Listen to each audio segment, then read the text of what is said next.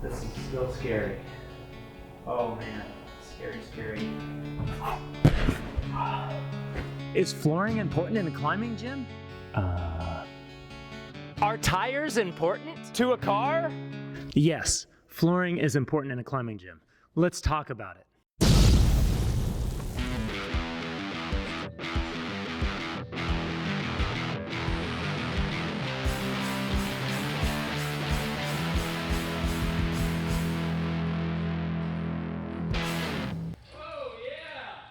My name is Sam. Thank you for watching the Climber Dad channel. I built my first climbing wall shortly after I started climbing in 1995, and I have used a lot of different mediums for flooring on a climbing wall. And I can tell you the most budget-friendly stuff and the absolute best stuff to use. I've also built my own climbing gym from scratch and operated it for 2 years until COVID killed it in 2020. And now I get to go, I've been going around building climbing gyms for other people, and now I manage this amazing climbing gym behind me that I also built. Let's talk about flooring. Where are you at? What is your project? Because it's gonna be different for the flooring for somebody that's building a woody or a systems board in their home versus a nice, amazing commercial facility like this one behind me. When you're running a commercial facility, you're gonna have a lot more foot traffic, a lot more impact going onto that flooring, a lot more people using that flooring system at the same time versus if it's just an 8x10 home wall where you're only gonna have one person climbing on it at a time. There's a difference that's in there. Also, the aesthetics of it and how it functions is going to be greatly affected as well. Let's start off first by talking about that homeowner on a super tight budget.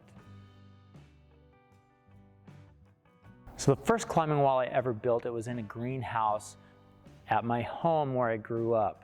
And what I did at first was, well, I found a used couch on the side of a road that somebody was throwing away.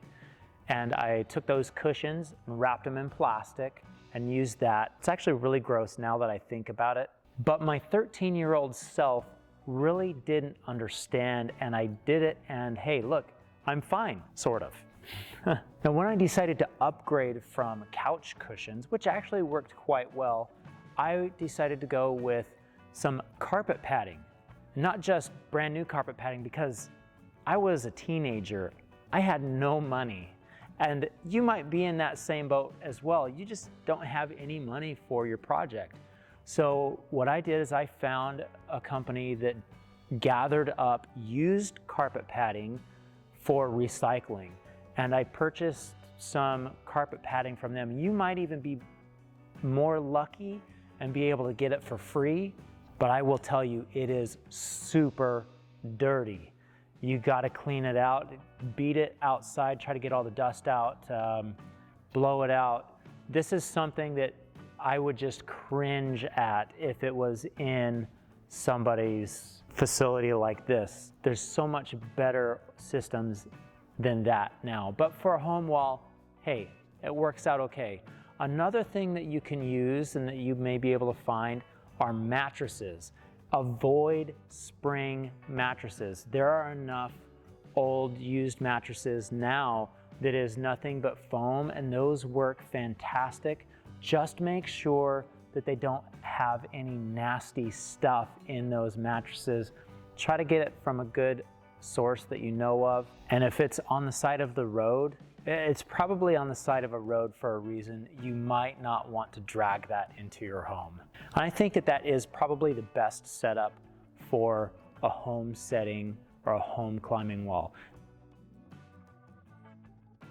Now, if your wall is outside, you might want to consider some nice gravel. Not the crushed gravel. There's actually a climbing gym that I went to or used to go to in Virginia, what is it? I think it's Virginia Beach Rock Club. They use gravel in their floor system. It is not good for a commercial setting, and if anybody has been there, you're probably cringing right now because I'm suggesting using gravel, because it's kind of rough in a commercial setting. When they built it, hey, it was a little bit more acceptable. It's nice outside and outdoors when you find those areas, those bouldering areas that have that nice river gravel that just flows away when you hit it. It's kind of nice to have that. And it could work out really well outside with maybe a supplemental pad as well. Now let's talk about a commercial setting. And when I first started going into my own climbing gym, I did a lot of research, and one of the things that I found out is that in Europe, which I'm in the US, and in Europe they have a little bit more stringent requirements on the thickness of the pad.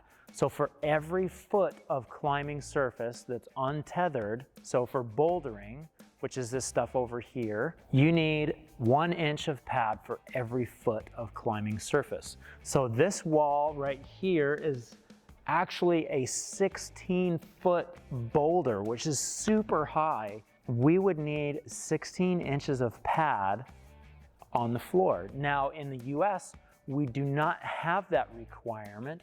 And what I've noticed is that when you get up to 12 inches thick of pad, you can design the pad so it catches your fall. And that's actually what we have in here, is a 12-inch pad. And it works pretty well as long as it's designed well.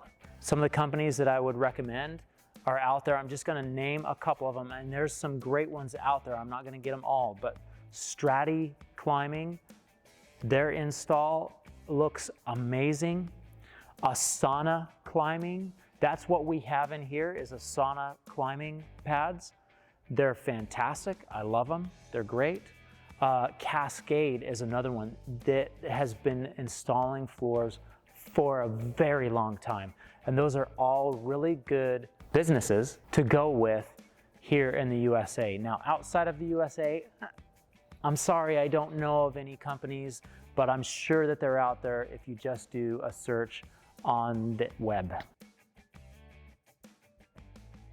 Now, if you don't have enough money to go that route, because it is pretty spendy, it's not cheap, you can possibly do it yourself. Now, I thought I was gonna save a whole bunch of money on my flooring at my gym that I opened up myself by doing it myself.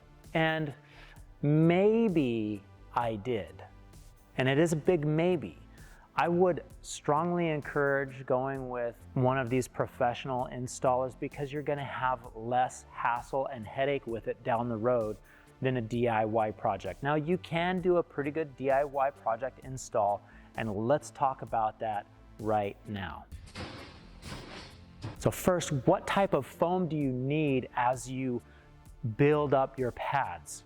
Well, to make it easy to walk on and to help distribute the energy throughout the floor, you want to have closed cell foam on the top. And I would go with a little bit heavier density, maybe a 2-pound density of closed cell foam on the top. 1 inch or 2 inches would be good. So it depends on how thick of a pad you're going with, how far is your fall. In here, if I was to design this in here, I've got 16-foot walls. I would go with a 2-pound density, 2-inch closed cell foam on top. And I might even go 1.8. I would do some testing. You can get some samples and do some testing yourself. I might even go a little bit lighter than the 2-pound density on the top, because I want to have a nice soft catch. Now, your core needs to be open cell foam.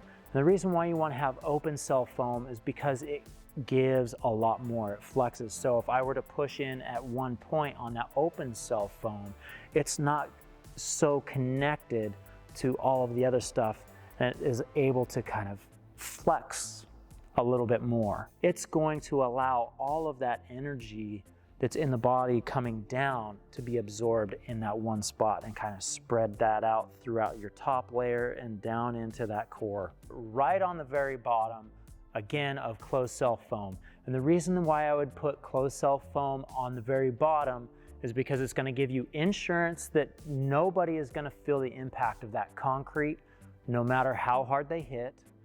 And it's also waterproof. Closed cell foam, good closed cell foam, does not absorb water like open cell foam does. Open cell foam is a sponge. It just sucks in the water. Closed cell foam does not. Now the covers. Covers is a huge thing, and this is where I lost all of my money in the long run doing it myself at Clarksville Climbing Gym. The covers that we did there, I wanted to have a seamless floor, and I did. It was a seamless floor, but the seams in the cover where I heat welded those seams together to make it seamless, well, yeah, those kept on popping out, and it was a constant battle. Through the time that was spent fixing that over the course of 2 years, it would have been cheaper for me to have just had a professional come in and install the flooring. So keep that in mind. If I were to do it again and I had to do it DIY, because you know, I do things myself, whether it's the right choice or the wrong choice. I love doing it myself. And how I would do it in the future is I would make individual pads wrapped, slide them in place, and then have a seam tape that goes over the top of it.